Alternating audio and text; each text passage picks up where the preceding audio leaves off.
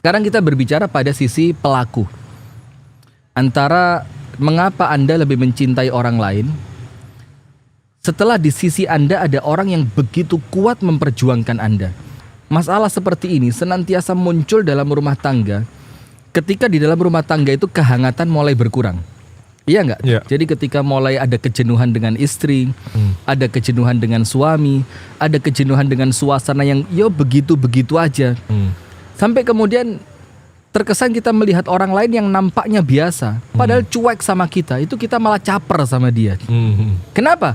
Dalam keadaan rumah tangga kita terasa sudah mulai hambar. Perhatikan sekali, al-wafa. Wafa itu adalah, wafa itu begini. Wafa itu kesetiaan. Antum pernah dengar gak ceritanya seekor anjing di Jepang yang tiap hari nganter tuannya di stasiun, ya kan? Nanti tuannya pulang, dia pulang bareng. Sampai suatu hari tuannya meninggal di kantor, itu anjing gak mau pergi dari stasiun karena dia gak menemui tuannya pulang dari kereta tadi. Nah itulah gambaran secara ringan kalimat wafa. Wafa itu kesetiaan. Nah maka artinya di sini dalam Islam, wafa ini sesuatu yang sangat dipegang. Dan orang Islam adalah orang yang paling wafa. Harus dia memegang prinsip wafa. Harus punya kesetiaan. Nah, di antara bentuk kesetiaan itu pemirsa, antara suami dan istri, antara pasangan yang saling berjuang menyenangkan pasangannya. Kita kan berjuang, ya kan? Iya. Bagaimana pasangan saya bisa senang, bagaimana istri saya senang, bagaimana suami saya senang, bagaimana orang tua saya senang, bagaimana anak-anak saya senang. Itu kan perlu effort. Wih, keren. Effort itu apa? Usaha.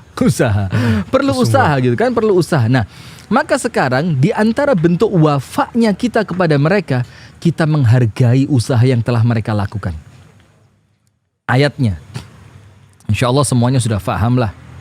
Di dalam surah Ar-Rahman, Allah subhanahu wa ta'ala menunjukkan, dan ini pelajaran untuk kita supaya kita ngerti, itu loh orang berjuang, itu loh orang yang tulus. Kan begitu. Kenapa kok kamu malah berpaling kepada orang yang tidak memperjuangkan kamu? Maka Allah ingatkan, hal jazaul ihsani illal ihsan. Bukankah pantas, kata Allah di dalam firman-Nya, engkau membalas kebaikan istrimu yang berjuang untuk menyenangkan dirimu dengan engkau melakukan kebaikan yang sama untuk memasukkan kebahagiaan ke dalam hatinya? Bukankah kemudian balasan yang pantas, balasan yang sesuai untuk orang yang berjuang adalah engkau berikan ketulusanmu kepadanya? Nah, sehingga ketika kita menghindari istri kita yang telah berjuang mati-matian untuk menyenangkan kita, kita menghindari suami kita yang bekerja capek untuk kita, kita menghindari membalas kebaikan mereka, artinya kita tidak wafa. Kita tidak menjalankan ayat ini, hal jazaul ihsani illal ihsan. Kita tidak membalas kebaikan mereka. Sementara kalau kita tidak membalas kebaikan itu, maka artinya kita bukan orang yang baik. Terus kalau kita bukan orang yang baik, titik pentingnya adalah, pantas tidak antum mendapatkan kebaikan dari orang yang tidak berjuang untuk antum, tapi antum memperjuangkan dia? Antum tidak akan pantas dapat kebaikan itu. Apa artinya? Gini, gampangannya. Abu Shanum dengan saya, dia berjuang mati-matian. Dia berjuang mati-matian untuk supaya saya senang. Ternyata saya malah milih orang lain. Maka ketika saya pilih orang lain, ini suatu rumus yang tidak mungkin salah. Orang lain itu tidak akan bisa memuaskan saya. Karena kepuasan saya ada pada orang yang memperjuangkan saya. Paham gak? Yeah. Dan itulah salah satu di antara makna hal jazaul ihsani illal ihsan. Apa arti yang lain? Arti yang lain, orang yang selingkuh tidak akan mendapatkan kebahagiaan dari selingkuhannya. Tidak akan pernah, Ustaz. Tidak akan pernah. Kenapa? Karena kebahagiaan dia Allah catatkan pada orang yang berjuang untuk kehidupannya. Contohnya begini, semoga Allah menyelamatkan rumah tangga kita. Ini ngomong yang ngeri-ngeri sedap. Iya. Temanya ini. Jadi begini, saya punya istri. Istri saya berjuang mati-matian. Ya apa sih, suami saya biar seneng. Dia dandan cantik, dia olahraga, dia pakai pakaian yang menawan, dia kemudian pokok dia mati-matian lah. Ternyata saya nggak ngelihat dia sama sekali. Saya malah ngelihat perempuan lain. Na'udzubillah min syarri dzalik. Nah, maka kemudian karena egoisme saya, saya tidak membalas kebaikan dia, perjuangan dia tadi. Dia kan berjuang, bagaimana saya senang. Iya. Saya nggak membalas. Ternyata saya malah melirik perempuan lain demi tujuan nafsu saya. Maka bisa dipastikan saya tidak akan bahagia dengan orang yang saya kejar tadi. Karena kebahagiaan saya hanya Allah tetapkan lewat orang yang berjuang untuk mencintai saya. Masya Allah. Dan lewat orang yang berjuang supaya saya mencintai dia. Nah, itulah makna hal jazaul ihsani illal ihsan.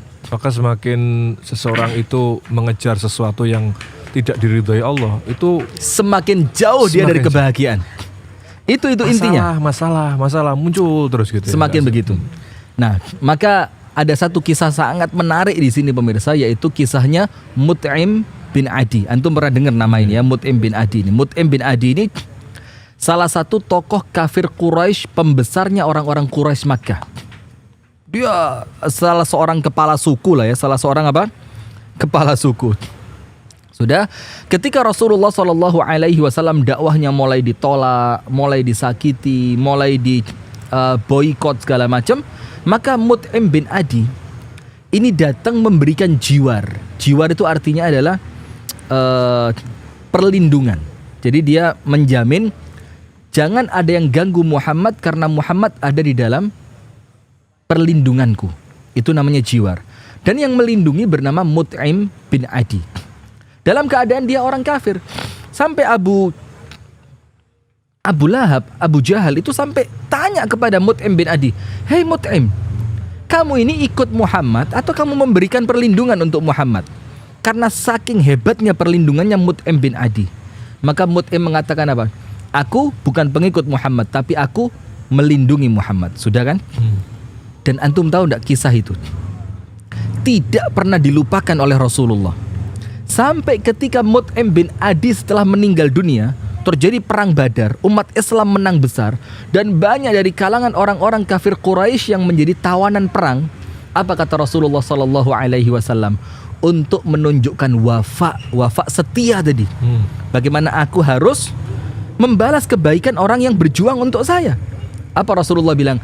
"Lau kana Mut'im bin Adi hayyan," sekiranya Mut'im bin Adi masih hidup, walaupun dia kafir, kemudian dia berbicara kepadaku tentang tawanan perang ini agar aku bebaskan, maka aku akan bebaskan semua tawanan perang ini. Itu kan artinya bagaimana Rasulullah berusaha menunjukkan kepada umatnya dalam skup yang jauh lebih luas, bahwasannya orang yang berjuang untuk kita, itulah orang yang paling pantas untuk kita berikan hati kita untuk dia. Insyaallah.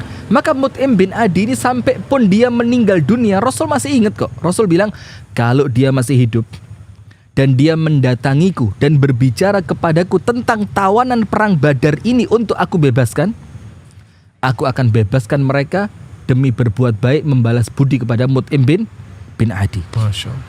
Jadi tidak ada dalam istilah umat Islam itu aku yang berjuang, dia yang kau sayang, itu Tidak boleh terjadi gitu. tidak boleh terjadi. Tidak boleh terjadi. Apalagi dalam hubungan rumah tangga itu pasti orang yang selalu kita temui, orang yang selalu setiap saat berjasa dengan kita itu pasti pasangan kita kan. Sehingga senantiasa balas budi terus begitu, harus kesinambungan terus. Harus, karena begini ya. Karena disebutkan oleh para ulama dan ini ada hadisnya juga, bahwa kebaikan itu mewariskan kebaikan yang berikutnya. Artinya satu kebaikan itu akan dia mengajak temannya. Maka begini, ana sama antum baik, ana baik, dan ketika kebaikan itu terus berlanjut seperti ini, maka dia akan langgeng ketika tidak ada pengkhianatan. Begitu pula antara suami dan istri. Si istri mengorbankan waktunya untuk suami, si suami mengorbankan tenaganya untuk istri, si suami menjaga pandangannya untuk si istri, maka si istri akan Allah jaga keindahannya di mata suami, dan akan senantiasa seperti itu. Nah, maka kemudian An-Nabi sallallahu alaihi wa ala alihi wa sahbihi wasallam bersabda, "La yashkurullah man la yashkurun nas." Tidak dianggap berterima kasih kepada Allah, tidak dicatat mensyukuri nikmatnya Allah orang yang tidak mampu berterima kasih kepada manusia. Kita harus menghargai perjuangan orang. Kita harus menghargai bagaimana dia bekerja keras untuk kita, dia capek untuk kita, dia mengeluarkan keringat untuk kita, dia berikhtiar untuk kita. Seperti kisah yang antum ceritakan tadi, seorang suami sampai merelakan istrinya harus keluar dari rumah untuk melanjutkan pendidikannya. Terus kita balas kerelaan suami itu tadi dengan pengkhianatan, maka Anda bukan orang yang baik di mata Allah. Karena la yashkurullah man la yashkurun nas. Apabila Anda tidak mampu berterima kasih kepada suami yang telah memperjuangkan Anda, apabila Anda tidak mampu berterima kasih kepada istri yang telah memperjuangkan rumah tangga Anda, maka Anda dianggap tidak bersyukur kepada Allah. Dan ingat, barang siapa yang mengkufuri nikmat Allah, inna azabi lasyadid. Ingatlah azabku sangat pedih. Maksudnya apa? Hati-hati.